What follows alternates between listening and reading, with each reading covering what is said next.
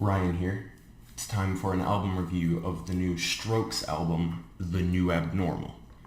First thing I want to say off the bat is this album is like a sigh of relief because, I haven't been a Strokes fan for that long, but it's no secret that they have a Weezer-like discography where after their classic records came out, everything after that point was just hit or miss, sometimes incredibly boring and mediocre, like that EP they did, or sometimes there's occasionally a really good track or like a decent album like Angles. But all in all, it's the Weezer syndrome that they kind of had, but like maybe even to a greater extent because the Strokes had been considered a cover band of themselves for quite a while, except for, the classic albums.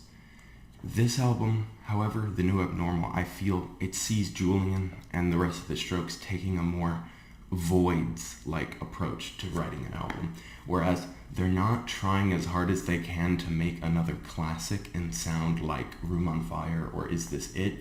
They're more so making an album with everything in them, writing about what they feel like writing, and making the songs they feel like making. Now, they sort of did do that on Come Down Machine. Now, the issue with Come Down Machine, 2015, I think it was, is the mixing on that record is trash. But Rick Rubin is on production here. He helps with it, and that alone should tell you that this record is ultimately already going to be way better than Come Down Machine ever was. So, I don't want to say this is a phenomenal, knocks everything else they've done out of the water album experience, but I want to start reviewing it by saying it's the best thing they've done since Room on Fire. Of course, in my opinion, excluding everything Julian has done with his band, The Voids. But I think Julian taking a break from the Strokes and making other music was very needed because all the writing on The New Abnormal is passionate and it's either classic Strokes themes or Julian talking about his personal life in a nice, upfront way. There's not a single track on here, although, sure, there's a few tracks I won't come back to as much, I'll admit that, but there's not a single one that's written poorly. I hope that makes sense, because I do think the song Why Are Sundays So Depressing is a lull on this album, the only real, true lull. But that's not because the song's bad. It still sounds good. It's just the pacing of it is super slow, and that weird guitar that comes in the chorus is just, I don't know, it just doesn't fit the vibe very well. But that's the needle in the haystack of flaws on this album, because whether it be the intro and outro, which are old Strokes songs that have been performed for a while, whether it be those, amazing studio versions of songs Strokes fans have heard live for years. I don't know how long, but years. Like, they've been performing The Adults Are Talking for so long. There are so many YouTube uploads of that song. And I've always thought the song was great, but the studio version for this song and Ode to the Mets are so good. I think it kind of even blows the singles for this album out of the water. Bad Decisions is a great song, but, it really just reads as kind of a good modern Strokes song written like an old one. That's not the case for all these songs, however. Brooklyn Bridge to Chorus is Brooklyn Bridge to Chorus is very new wavy. It's sort of just like Julian's solo material, but produced better, but it's not a bad thing. I, for one, actually kind of enjoyed his solo material, so it's a nice poppy kind of electronic break in the track listing.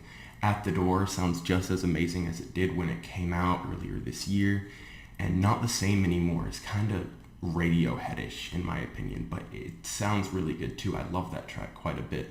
My favorite track on here would have to be Ode to the Mets.